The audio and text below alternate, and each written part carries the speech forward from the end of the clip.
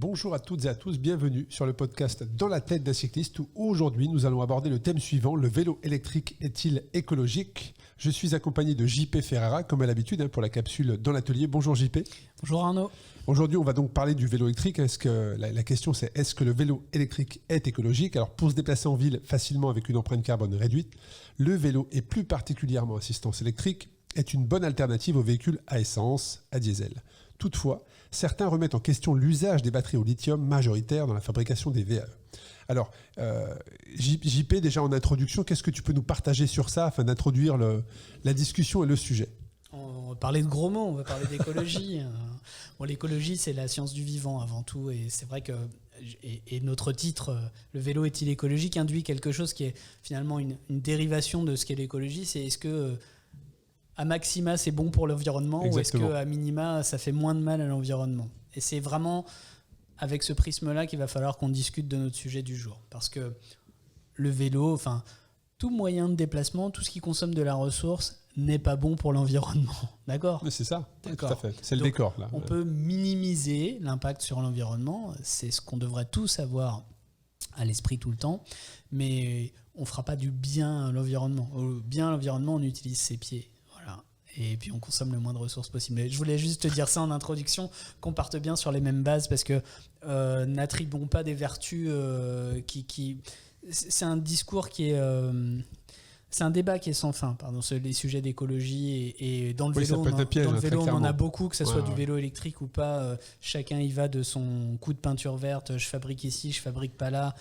Il y a beaucoup de greenwashing, très clairement. Ouais, mais on va essayer de repositionner des bases et de parler d'individus. Ce qui est important, c'est l'impact qu'on a à titre individuel sur l'environnement et comment on le minimise. Donc c'est un mix, et le vélo peut en faire partie. Je suis ravi qu'on en aborde le sujet. C'est vrai que les ventes de vélos à assistance électrique ont bondi de 29% en 2020, juste au moment de la crise sanitaire dans l'Hexagone. Un chiffre d'affaires pour le cycle justement qui lui a franchi, là tu es très bien placé pour être le témoin de ce qui s'est passé, mais en tout cas, il y a eu un bond en termes de chiffre d'affaires pendant cette année 2020. Donc, c'est clair que le vélo à assistance électrique a gagné en popularité au fil des années. Les différentes subventions, en plus, proposées par l'État et les entreprises facilitent largement cette évolution dans le transport. Aujourd'hui, si on prend une statistique, c'est 3 automobilistes sur 5 ont décidé de prendre leur vélo plutôt que leur véhicule ou le mode de transport en commun. Et donc, ça ne cesse de croître. On le voit de jour en jour. Il suffit de te déplacer, notamment même dans les campagnes, puisqu'aujourd'hui, et on parlera des cargos, c'est un autre sujet d'épisode, mais on voit de plus en plus de vélos électriques, que ce soit en ville, mais aussi à la campagne. Mais cependant, il y a cette question autour du moteur. Et tu l'as dit, à compter du moment où on ne se déplace pas qu'avec ses pieds, déjà, est-ce qu'on fait du bien ? On peut se poser la question. Et puis, en plus, sur le fait du vélo, d'y ajouter un moteur. Et là, c'est là qu'en tout cas, il y a cette question qui intervient. Mais est-ce que c'est vraiment écolo ou pas ? Et c'est un petit peu l'échange qu'on doit avoir aujourd'hui. On peut essayer déjà de catégoriser un petit peu le vélo électrique. Alors, on peut catégoriser avec la physio du vélo. Et donc il y a des vélos utilitaires, il y en a 2 types, le vélo avec lequel on se déplace quotidiennement, on réalise un trajet, puis le vélo avec lequel on transporte, cargo ou autre.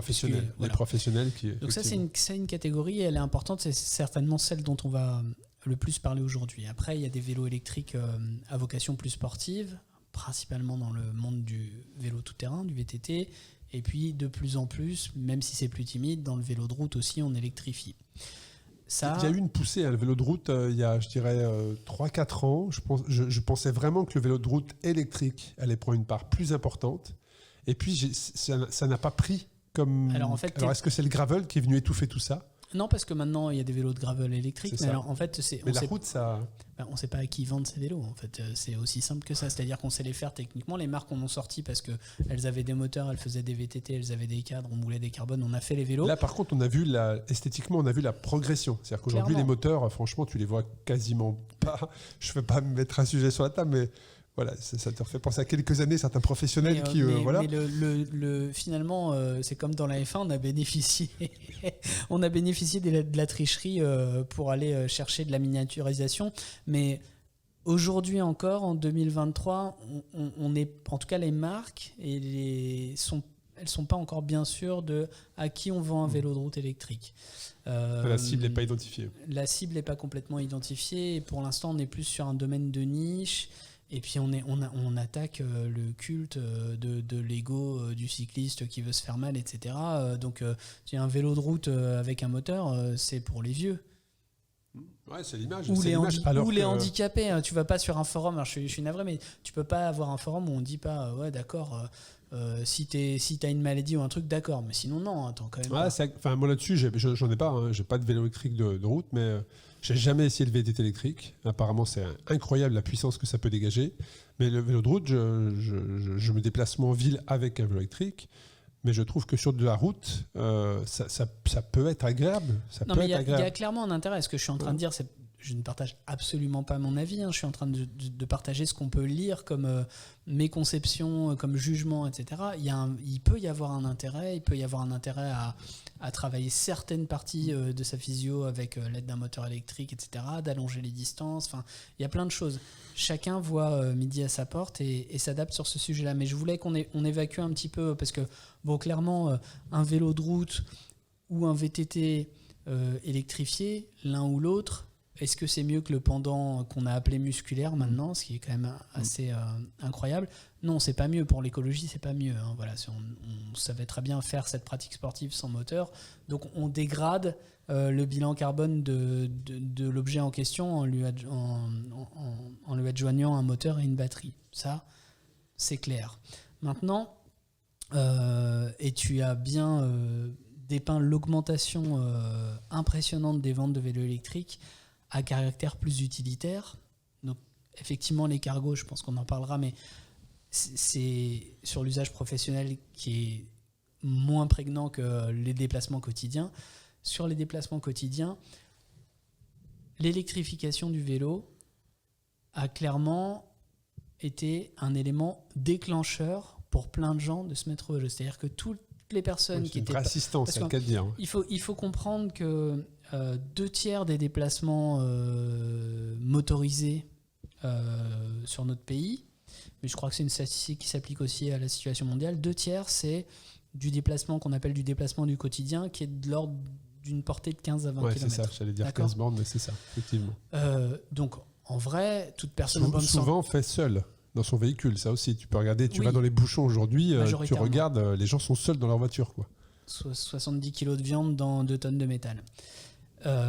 Mais après, bon, encore une fois, je vais tempérer tout ça après avec, en tout cas, l'écologie, c'est quelque chose qui est au cœur de mes diverses activités depuis près de 20 ans. Donc, je peux avoir un avis un peu tranché, mais qui, je pense, est assez pragmatique. Je reviendrai pour équilibrer à chaque fois tout ce qu'on est en train de dire et avoir un prisme de vue qui permet de prendre un peu de hauteur et encore une fois de reparler de son impact à soi au global. Mais sur le vélo, il y a des gens qui, avec un vélo conventionnel, ne feraient pas 8 km aller le matin, 8 km retour le soir, parce que pas sûr d'être en forme tout le temps, parce que pas envie d'arriver trempé au boulot, pas envie de pas pouvoir prendre une douche, etc., etc. Et le caractère d'assistance électrique qui a été vraiment poussé par les politiques gouvernementales de subventions, etc., a été un déclic. Des gens qui ne se seraient pas mis au vélo normal se sont mis au vélo électrique. Donc, en ça, c'est favorable si d'un trajet de 15 km journalier en voiture, on passe à un trajet de 15 km en vélo électrique. On vient de minimiser l'impact carbone sur l'environnement. Donc, grosso modo, aujourd'hui, les études montrent que d'une personne toute seule dans une voiture à une personne avec un vélo électrique, sur un trajet quotidien, 5 jours par semaine de 15 bornes, l'impact est diminué par 30, d'un facteur 30. Je renvoie, les gens peuvent suivre, de toute manière, c'est bon pour la culture et c'est bon pour le cerveau, ils peuvent suivre toutes les stacks et toutes les études de Shift Project et de Jean-Marc Jancovici, que je salue et avec qui j'ai eu l'occasion de travailler il y a quelques temps. Et vraiment, il y a des données précises, c'est chiffré, c'est intelligent et on partage beaucoup de vues sur ce sujet-là et sur comment le vélo peut vraiment être un super outil pour décarboner notre société. Mais on ne va pas faire du bien, on va minimiser notre impact. J'insiste sur le vocabulaire. Oui, c'est pas positif. Par contre, c'est mieux que... Je préfère quelqu'un qui va en vélo électrique à son bureau, 15 km par voiture, jour, qu'en voiture. Ça sera encore mieux s'il y allait en vélo tout court. Musculaire. Mais souvent, voilà, la question ne se pose pas vraiment. C'est soit la voiture, soit le vélo électrique. Donc en ça, il y a un impact important. Après, l'impact carbone du vélo électrique, c'est majoritairement sa fabrication. D'accord ? Ouais, c'est intéressant. C'est pas ce qu'il va consommer, parce que finalement... C'est pas la batterie Non. Aujourd'hui, déjà, en termes de recyclage, on progresse encore, mais on sait déjà techniquement, mais on va savoir en termes de... Quand je dis on va savoir, c'est en termes d'organisation de filières, de flux, etc., on va savoir recycler l'intégralité des batteries. C'est bien parce qu'on pourra donner une deuxième vie à des ressources qui s'amenuisent aussi, d'accord ? De toute façon, rien n'est infini, donc on prend quelque part, voilà. C'est fini l'énergie, donc il faut qu'elle aille quelque part. Donc ça, c'est une bonne nouvelle, mais l'impact, c'est dans la fabrication. Alors, entre la fabrication d'un vélo et la fabrication d'un vélo électrique, il y a un peu de différence, puisque il y a un moteur et une batterie, il y a plus de composants, et souvent aussi, les vélos sont dimensionnés pour prendre la charge du moteur, pour prendre le couple du moteur, et plus ça va, plus on met du couple et plus on met de la puissance. Donc on surdimensionne aussi un peu l'architecture du vélo. Donc c'est aussi défavorable à l'empreinte carbone. Donc aujourd'hui, dans son cycle de vie, ce qui coûte le plus cher en termes d'environnement, c'est la fabrication du vélo, pas son usage quotidien. Donc ça veut dire que par rapport à la question au thème de l'épisode, le vélo électrique est-il écologique ? Pour toi, tu dis le vélo électrique, oui, mais c'est quelque part avant que le vélo existe, c'est-à-dire dans sa fabrication. Là, par contre, il y a des progrès à faire. En fait, l'objet...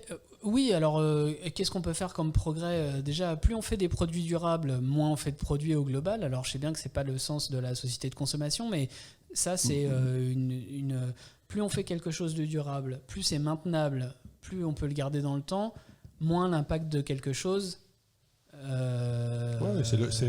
est prégnant. Donc, ça, c'est important. Aujourd'hui, après, c'est presque... plus ça qu'il faut viser plutôt que de se dire, parce que le monde étant ce qu'il est, puisqu'on ne va pas tout réinventer en quelques semaines, en quelques mois, même pas en quelques années, la mondialisation étant ce qu'elle est, nous on est très bon pour faire du vin, et puis il y a des gens dans d'autres pays qui sont très bons pour faire d'autres choses, ou il y a des endroits où on a des minerais et qu'on n'a pas d'autres endroits, donc de toute façon il y a des marchandises qui vont voyager. Alors on peut bien sûr se poser la question de où sont fabriquées les choses, c'est important, qui les fabrique, c'est aussi très important, souvent on l'oublie. Puisque l'écologie, c'est la science du vivant et des êtres humains. Donc c'est aussi comment sont traités les gens, il y a beaucoup de choses là-dedans. C'est un sujet, encore une fois, qui est vaste et qu'on ne traitera pas en 45 minutes comme on essaie de le faire à chaque fois. Mais le vélo électrique a un impact positif sur l'environnement ou sur le ralentissement de la dégradation de l'environnement si il vient remplacer un usage de transport qui est plus carboné, comme la voiture. Et c'est 16 fois plus, j'ai une statistique sous les yeux là, qui effectivement explique que les émissions de gaz à effet de serre sont 16 fois plus importantes lors d'un bouchon par rapport à une circulation plus fluide, le fait de démarrer. Complètement. En plus, tu as les starts complètement, puisque les moteurs thermiques, c'est un moteur imparfait, donc il va composer... les combustions sont moins bonnes à certains régimes, etc. Donc les démarrages, les arrêts, c'est toujours plus impactant, plus pénalisant. Mais voilà, donc il vaut mieux quelqu'un qui roule en vélo électrique, soyons très clairs, qu'une voiture, 30 fois moins d'impact. Après, là où je disais tout à l'heure qu'il faut toujours prendre un peu de recul, quelqu'un qui pour X raison, parce que je sais pas, il transporte quelque chose qui est intransportable en vélo ou même pas en vélo cargo, et qui doit avoir une voiture et qui doit rouler tout seul, peut-être que dans son bilan carbone à lui, il va avoir un habitat ou une alimentation qui pèse beaucoup moins lourd, par exemple. Donc en fait, c'est toujours ça qu'il faut avoir à l'œil en termes d'environnement, c'est moi ou ma famille ou les membres de ma famille, quel est notre impact ? Jeter la pierre à un gars qui a un vélo, un VTT assistance électrique qui coûte 10 000 €, qui sera dépassé dans 1 an et demi et qui va faire une pratique pas extrêmement sportive, son vélo il fait 20 kilos, il est équipé avec des fourches, c'est une moto, etc. Mais peut-être que derrière, en fait, dans son rythme de vie, il émet beaucoup Tout moins à de fait. carbone Ouais. que toi. Donc c'est vraiment à l'échelle d'un individu, les émissions carbone et l'impact sur l'environnement, c'est est-ce que l'alimentation, le transport et l'habitat, c'est les 3 pôles sur lesquels on a le plus d'impact. C'est les 3 choses qui polluent le plus, finalement, qui ont l'impact le plus négatif. On peut essayer, chacun à notre échelle, d'être bon sur les 3. En général, les gens maîtrisent 1 à 2 et sont moins bons sur le 3e. C'est difficile de maîtriser les 3e, effectivement. De toute façon, on ne peut jamais être à 100% sur tous les curseurs en même temps. Donc le vélo, il faut... Donc on peut, dans son choix de vélo, essayer de choisir un vélo électrique dont la fabrication a moins d'impact sur l'environnement. Donc on parle dans le domaine du bâtiment, on parle de consommation d'énergie grise, c'est-à-dire c'est la dépense de matériaux et de ressources qui ont été utilisés pour la fabrication. Voilà. Donc on peut... On parlait dans un épisode de personnalisation de matières recyclées. Il y a pas très loin du centre de la France, pas très loin de Lyon, il y a une marque de vélo qui fait des vélos électriques aujourd'hui avec du thermoformage de matières recyclées. C'est bien, voire très bien. En tout cas, ça va dans la bonne direction. Peut-être demain, on en parlait aussi, on imprimera en 3D avec des matériaux recyclés. Donc l'énergie grise de départ est importante. Et puis dans la conception, fondamentalement, si on conçoit quelque chose pour être durable, maintenable, c'est toujours mieux que d'avoir des batteries qui sont intégrées dans des cadres qu'on ne peut pas sortir, qu'on aura plus de mal à recycler, parce que ça impliquera de recycler le cadre, etc. Donc, encore une fois, à chaque fois qu'il y a une avancée technologique, il y a souvent un rebond. Tu sais, c'est ces ondes, quand tu jettes quelque chose dans l'eau, tu as les ondes s'écartent et puis elles finissent par revenir quand elles touchent le bord. Eh bien, il y a un pendant low-tech au high-tech. Et peut-être qu'il y aura un courant de vélo électrique low-tech avec du recyclage d'électroménager, par exemple, avec des batteries de plus faible capacité, avec des moteurs de plus faible capacité, où on sera vraiment dans une notion d'assistance légère. Peut-être qu'il y aura ça qui va se développer aussi. Ça ne m'étonnerait absolument pas. Aujourd'hui, le vélo, de toute façon, est un peu schizophrène, qu'il soit électrique ou pas. On est dans de la débauche technologique et intégrative qui commence déjà. Je pense qu'il y a 2 ans, on a fait un épisode sur les évolutions technologiques et je disais déjà que ça poserait des problèmes et ça pose déjà des problèmes. Voilà, il y a eu en 2022, il y a eu je ne sais combien de rappels de grandes marques pour des problèmes d'intégration. L'électrique risque à une certaine échelle de poser aussi ce type de problématique-là. Mais il y a aussi ces batteries au lithium qui sont quand même, dans certains cas, pour certains vélos, ça a même été jusqu'à provoquer certains incendies dans certains pays. Et aujourd'hui, ça semble être, quand on pose la question est-ce que le vélo électrique est écologique, c'est quand même cette batterie au lithium qui pose problème, même s'il y a déjà d'autres alternatives qui ont été identifiées. Après, il faut le dupliquer, il faut l'industrialiser, mais... Oui, mais alors on le met en exergue. C'est des débats qui sont... C'est quoi ? C'est mettre en lumière quelque chose Oui, pour... parce que des batteries au lithium, il y en a dans plein d'autres choses que dans ton vélo électrique. On a tous un téléphone là sur la table, des gens qui ont des tondeuses à batterie, des scie sauteuses à batterie, des épilateurs à batterie, des brosses à dents. Tu sais, la fameuse brosse à dents Exact. Bon, il y a des batteries de partout. Donc, on a une problématique de ressources. La ressource, encore une fois, elle est finie. Donc, on a une problématique de terres rares, de métaux rares, etc.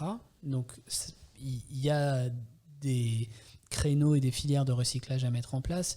L'histoire des incendies, je ne crois pas que ça soit majoritaire. Et puis, alors, c'est pointé, c'est toujours pointé, mais Tesla, le même problème. On va toujours trouver la photo d'une... Quand il y a eu les incendies, il y a 1 an, c'était une voiture électrique, c'était un machin. On ne sait même pas quelle est la vérité. Donc, on peut toujours utiliser un fait rare pour essayer d'en faire des généralités ou exacerber un risque. Bon, je sais bien que c'est à la mode de jouer sur les peurs, mais c'est pas... Je ne crois pas que ça soit vraiment le frein au développement ou quelque chose qui caractérise un côté non écologique. Si on n'a pas besoin de batterie, c'est tant mieux. Mais aujourd'hui, tout être humain qui vit dans un pays normalement développé, à l'époque où on est aujourd'hui, vit de toute façon avec une consommation de ressources qui est considérable. C'est comme s'il avait toujours à son service... X centaines d'humains, finalement c'est ça, hein, parce que dans notre monde fini, on déplace l'énergie, donc les moteurs, que ce soit les moteurs thermiques ou électriques, ils décuplent nos capacités, mais on prend de l'énergie quelque part qui ne se reconstitue pas toute seule, donc c'est toujours la même question. Donc si on faisait une réponse brute à ton sujet, le vélo électrique est-il écologique ? Non, il n'est pas bon pour l'environnement, mais il est moins mauvais qu'une voiture. Moins mauvais, ouais. Alors on parle justement aussi de ce comparatif avec les voitures. C'est vrai qu'il y a le lieu, on va dire le point commun qui est la route, hein. Alors il y a des aménagements qui sont mis en place, mais là aussi c'est ce qui va permettre de démocratiser, d'être dans la continuité de cette explosion du vélo urbain et de l'explosion du vélo électrique, très clairement, mais c'est aussi cet entretien des routes. Déjà, il faut avoir l'espace pour pouvoir accueillir ces vélos, sinon c'est la jungle, hein, très clairement. On a tous eu des points de situation dont on peut parler sur...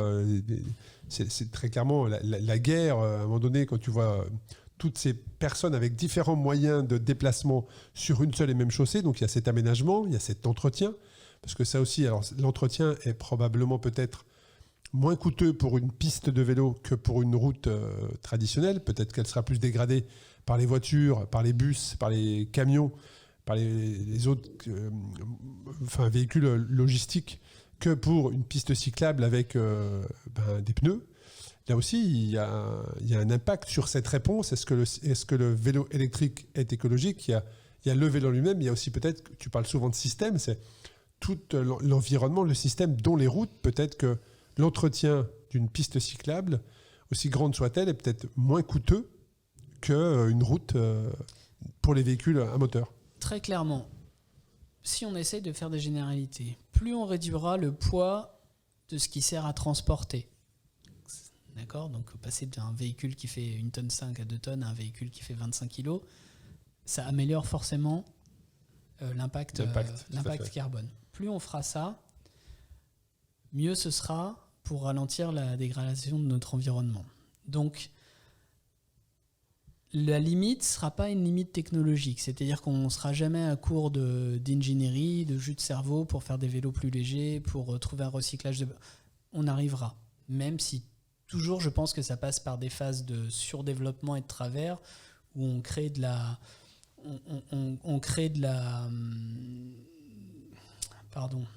On crée des spécifications pour essayer de créer des besoins qui vont avec, on crée des choses qui ne répondent pas à des besoins, donc on passe toujours par ces travers-là, puis c'est cyclique, hein, tu sais, ça revient toujours. Donc bien sûr, la technique ne sera pas un frein au développement de ça. Je pense qu'il y a deux freins. Le partage de l'espace, si tant est qu'il doit être partagé, donc on pourra peut-être plutôt dire l'aménagement de l'espace. Aujourd'hui, dès qu'on est sur un 2 roues, d'ailleurs, la question se pose aussi pour la moto, mais elle se pose d'autant plus. Elle est proportionnelle au différentiel de vitesse, en fait, la question de sentiment de sécurité. Et c'est vrai entre des véhicules motorisés à 4 roues et des vélos. C'est aussi vrai entre des vélos à assistance électrique ou des vélos, d'ailleurs, parce qu'ils roulent à la même vitesse, in fine, et des piétons. Et donc aujourd'hui, l'aménagement de l'espace, en tout cas, j'affirme que de mon point de vue, il ne permet pas de rouler avec un sentiment de sécurité.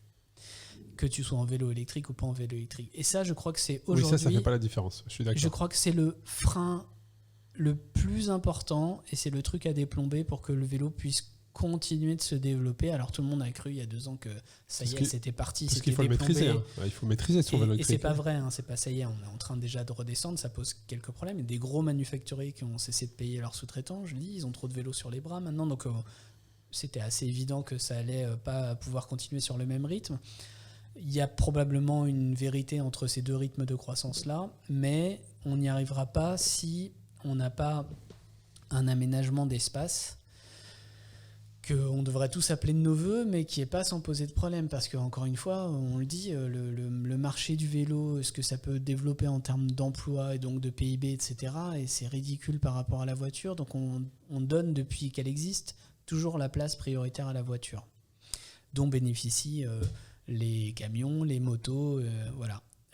Donc on est vulnérable aussi en moto, on l'est un peu moins parce que le différentiel de vitesse se crée moins de problématiques, on roule à peu près à la même vitesse. Mais par contre avec le vélo, on est, et je trouve de plus en plus vulnérables. Le sentiment de sécurité, il a plutôt rétrogradé. Ah oui, on a fait un épisode sur dans la capsule Le Talk, justement sur la cohabitation, où il y avait 3 intervenants autour de cette même table, sur les trottinettes notamment, une personne qui représentait les trottinettes, une personne qui représentait la Fédération française de cyclisme et sa branche d'éducation. C'était vraiment très très intéressant. Ça s'est dégradé aussi parce que il y a quelque chose de comportemental. Il y a eu une période de 2 ans qu'on a traversée qui a rendu, alors que ça aurait pas dû être le cas, mais qui a rendu les gens un peu plus individualistes, moins précautionneux des autres, moins bienveillants. Donc tant qu'on ne résout pas ça, en fait, je pense que la solution, c'est probablement un réseau de voiries pour les vélos. Dédié, ouais. Alors si je dis piste cyclable, on va se faire sauter dessus parce que la piste cyclable dans la tête des gens, c'est un truc pas entretenu avec des morceaux de verre de partout. Et puis en plus, en soi, une question de différentiel de vitesse aussi des usagers de vélo parce que un gamin à 10 à l'heure, ça représente un obstacle pour un gars qui arrive à 40 en vélo de route ou un gars qui arrive à 25 avec son VAE.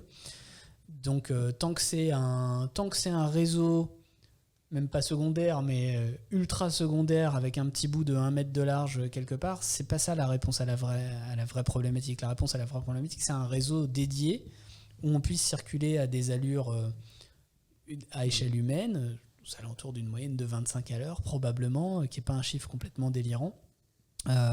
Tant qu'on n'a pas ça, on aura un frein de développement à l'usage du 2 roues électrique ou pas. Et puis, il y a toujours, pour revenir à cette question sur le vélo électrique est-il écologique, il y a aussi l'État qui pousse, ou qui a poussé en tout cas fortement avec des aides à l'achat justement, ou à la réparation. Toi qui es dans ce domaine-là, peut-être que tu peux nous partager aussi des choses sur ça, le fait que l'État français a mis en place un certain nombre de mesures, de primes pour rendre le vélo électrique plus accessible. Oui, je ne suis pas le plus grand fan de France de tout ce qui est système de subvention. Je pense que c'est toujours plus vertueux et plus durable dans le temps d'amener les gens à prendre des décisions par eux-mêmes, parce qu'elles ont du sens. Sans intérêt. Sans intérêt financier. Et puis, si j'enfile ma casquette où j'essaie de prendre la place des fervents défenseurs du Made in France ou des défenseurs de l'économie française, subventionner des vélos qui sont majoritairement importés, là j'émets pas de jugement, moi je suis pas un ayatollah du Made in France encore une fois, mais par contre d'un point de vue de l'environnement ça a un impact. Donc subventionner des vélos dont l'acheminement et la fabrication sont plus dégradant pour l'environnement, pose une question. Voilà. Non, mais c'est toujours très intéressant d'avoir des trucs. Donc en fait, des réponses très factuelles, JP. Voilà, il faut toujours essayer d'élargir son point de vue. C'est pas parce que c'est un vélo que c'est bon pour l'environnement, c'est pas parce que c'est un vélo électrique que c'est forcément... Quelqu'un qui fait du vélo électrique, allons au bout du truc. Je vais choquer peut-être des gens, je suis navré, je m'en excuse, mais vous avez tous accès à l'information pour essayer de bien comprendre comme il faut. Mais si vous allez tous les jours au travail, vous faites 15 km par jour en vélo électrique ou musculaire et que vous êtes super content parce que vous pensez que vous êtes vraiment quelqu'un qui agit pour l'environnement, mais qu'au même temps que ça, vous voyagez 2 fois par an en avion, vous êtes plus mauvais pour l'environnement que quelqu'un qui va au travail en voiture, tout seul, dans son véhicule d'une tonne 5. Donc, l'environnement, l'impact environnemental, c'est quelque chose, c'est son impact global, d'accord, de son activité, de sa vie. Et c'est pas juste un choix qui peut être iconique ou qui peut... Voilà, il y a des gens qui font du vélo pour... c'est une démonstration sociale aussi. Hein. Mais d'ailleurs, dans la société dans laquelle on vit, peut-être que quand ça sera classe et que ça sera assumé d'arriver en vélo, plus de gens feront du vélo. Mais on peut pas juste défendre juste l'objet. L'objet, il a besoin d'une infrastructure pour circuler. Et alors, quand on parle de vélo taf, est-ce que tu as un endroit pour mettre ton vélo quand tu arrives au travail ? Alors, il y a aussi ça, c'est-à-dire l'espace. Alors, à titre tu me poses la question, je te partage mon expérience. La journée, mon vélo électrique avec lequel je me déplace en ville et sur lequel je mets mes enfants est à l'extérieur. Et le soir, j'ai la chance de pouvoir avoir de la place dans ma cage d'escalier. Donc, je le rentre et je l'attache parce qu'il y a aussi cette notion, on en a parlé sur l'épisode précédent, mais de vol, même si je l'ai assuré, parce que ça coûte quand même un bras. Voire deux. Donc, mon vélo électrique cargo est assuré. Le soir, est dans la cage d'escalier. La journée, il est à l'extérieur. Mais ça pose aussi une question d'aménagement. Oui, mais c'est vraiment... Aménagement de l'espace. Pour le coup, c'est l'autre sens du mot environnement. Hein. Tu as une pratique qui est la pratique du 2 roues, électrique ou non. Et quel est l'environnement de cette pratique-là ? C'est-à-dire que, effectivement, si tu es en stress et tu n'as pas de sentiment de sécurité pour faire ton déplacement, et qu'en plus, à l'arrivée, tu n'as pas quelque chose de pratique et de sécurisé pour déposer ton vélo, c'est un frein. Les écoles, d'ailleurs, moi je suis sur Lyon, donc il y a des choses qui ont été faites à Lyon pour le déplacement, vélo électrique ou pas, mais en tout cas, tu peux te déplacer, même si aujourd'hui, c'est trop exigu, tellement il y a de monde qui pratique. Ça devient presque même dangereux.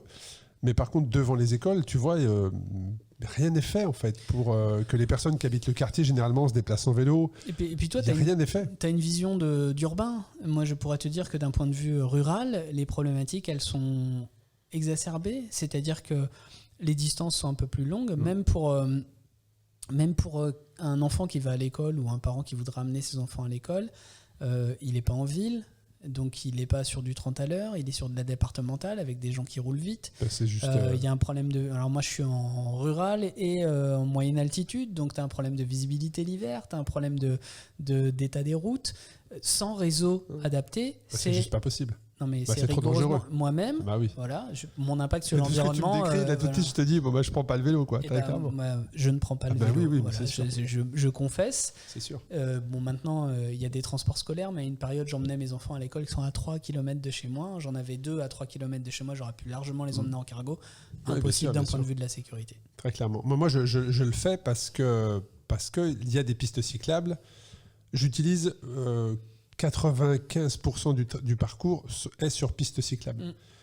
Et dans ces 95%, 80% de ces 95% sont sur piste cyclable dédiées, identifiées, avec une protection entre les automobilistes. Sinon, très clairement, je ne prendrais pas. Voilà. Je ne prendrais pas. Donc tu illustres bien que c'est un frein. Tu vois, nos deux expériences qui sont différentes, une urbaine et une rurale. Ça a été une des conditions d'achat, très clairement.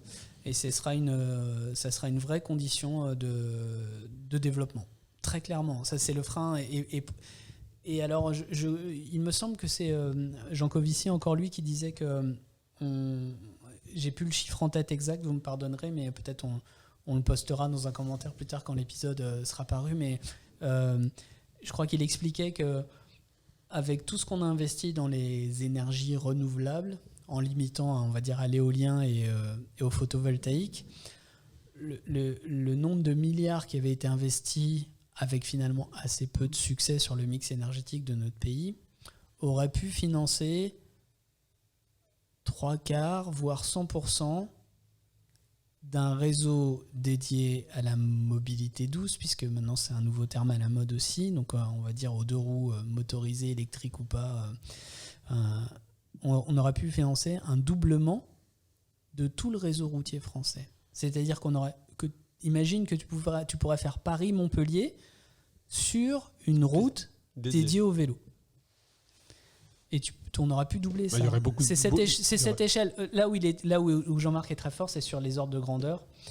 Et c'est très impactant d'un point de vue du discours, parce que ça permet aux gens de toucher, d'illustrer quelque chose. Si on n'avait pas, lui il dirait certainement perdu du temps sur cette marotte finalement d'énergie renouvelable qui n'est pas forcément gérée ni efficace comme on le penserait, on aurait pu doubler l'intégralité du réseau routier de notre pays avec un réseau routier dédié hyper loin. On en est très très loin.